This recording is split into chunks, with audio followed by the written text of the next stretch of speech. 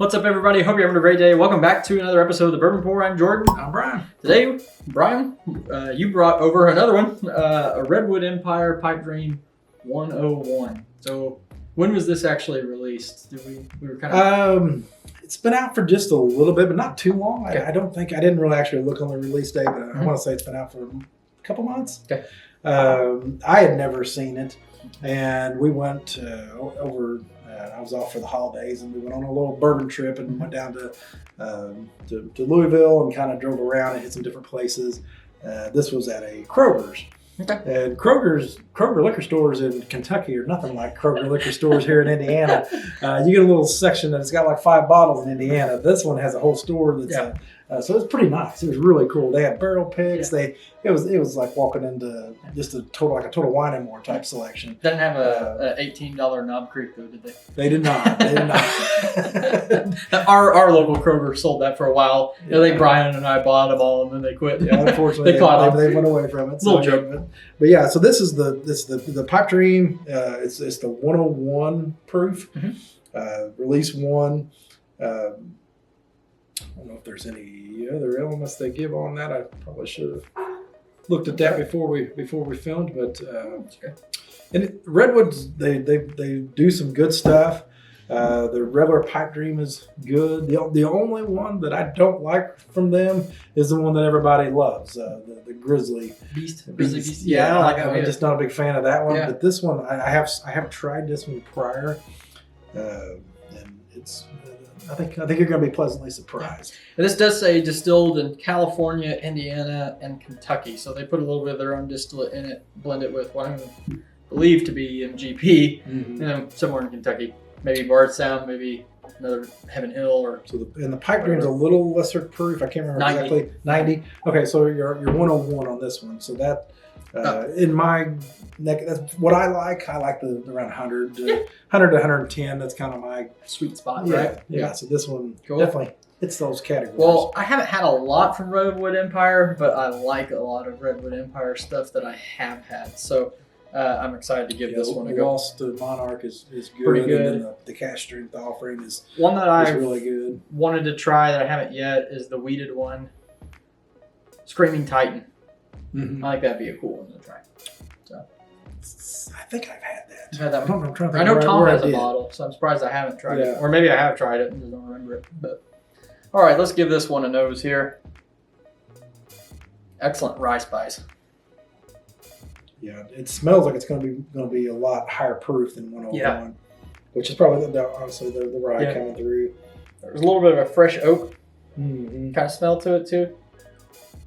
Good. When I get oak, I always get a little mossy feel to it, but it's not earthy. But I get a little bit of wet oak. Yeah, and all this is kind of surrounded by like the dry vanilla frosted kind of thing to me. Like if you have like a cereal that's got the vanilla stuff on it, it's kind of like that dried vanilla.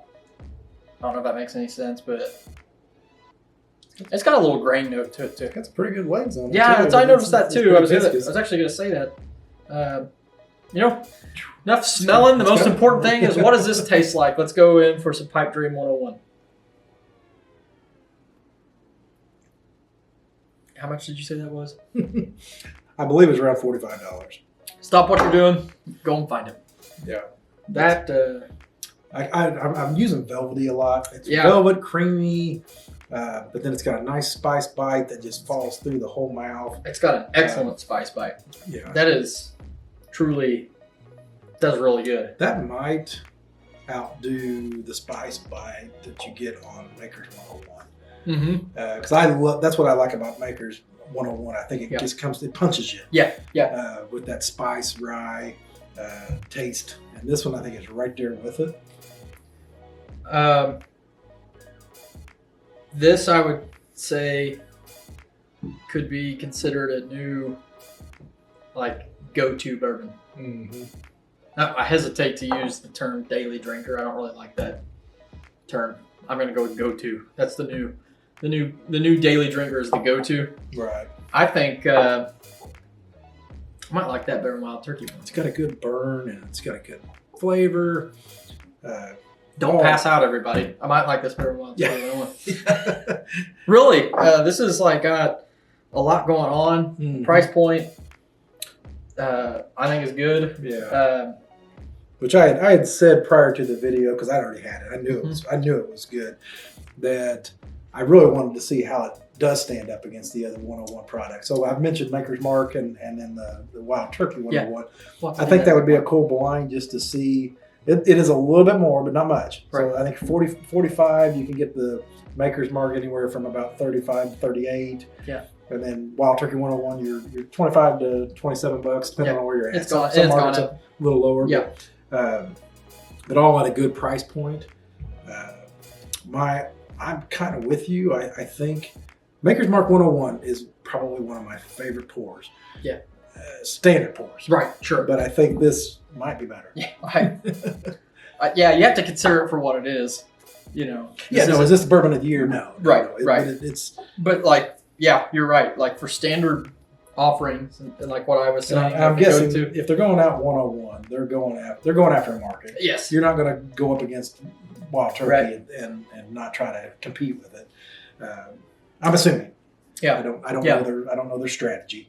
This has got like there's a touch of nuttiness to it, right on the back end, and it's sweet though. Yeah. You know, a lot of times people say nuttiness is either not a good thing or it's like a drying or whatever. But there's a sweetness that's right. It's kind of like a honey roasted peanut kind of flavor to it. That makes me think that maybe that Kentucky distillery would be Heaven Hill. Right. Yeah. Well, and so Knob Creek is one I really like. And some people say it's way too nutty. Yeah. But when I get it, whatever that nut taste is not. Yeah. I love it. Yeah. Same. So it's maybe what's off-putting to others is just not. Right. But yeah, this is right down my. This is right down my avenue. This is something that I would go. I hope that maybe Redwood Empire isn't just widely distributed here, but this is something that I would go out and get right away. If this was at Vic's, I would. Yeah, we usually only see Lost Monarch and then regular pipe drink. Yeah. This one I saw it and I was like, oh, there it is. And he goes, hey, we got that. We got the cash drink. And I said, well, I got the cash drink. Right. And said, you do have a bottle of cash drink? Yeah. Pipe drink? Yeah. Oh, yeah. Yeah. Oh, yeah. Yeah, that's good stuff. Yeah. I think we've. The Grizzly Beast. No, I do not. Yeah. I have. Grizzly Beast. I'm thinking Still Austin. Oh, so, Still Austin. Okay. Yeah, I have the cash drink. Same kind of bottle. So, yeah. Yeah. No, sorry, I do not. Yeah. So, but yeah, no, this was. But did the guy have the cash drink? Do you remember what? Yes. Do you remember what it was priced at? It's probably like 70. 69, I think. Yeah. I haven't had the cash drink, but this was the first stop of the day on a bourbon hunt. Yeah, you didn't want to burn. I didn't bring a whole lot of money with me, and we knew we were going to bourbon. You don't have to explain yourself. This is a phenomenal thing. No. I probably would have went but with that's why I went with that one, but I'm glad I did. Yeah.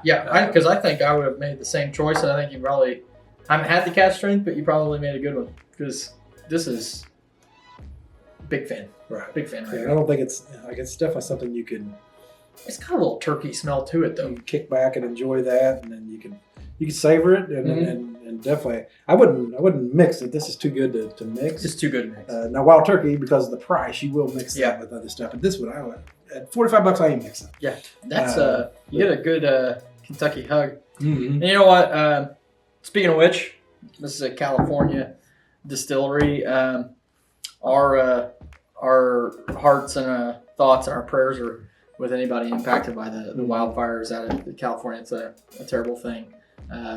We'll put a link to like the American Red Cross in the description that if you can help in any way, do that. And I don't know where Redwood Empire is. I think that's up more in the northern part of the state. They're probably not impacted by those wildfires, but maybe at some point they have been. So anyway, just want to make that known that our hearts and prayers are with you out there. But and not to make light of that, very serious. But also there's more closer to us and down in the Carolinas. And, yes.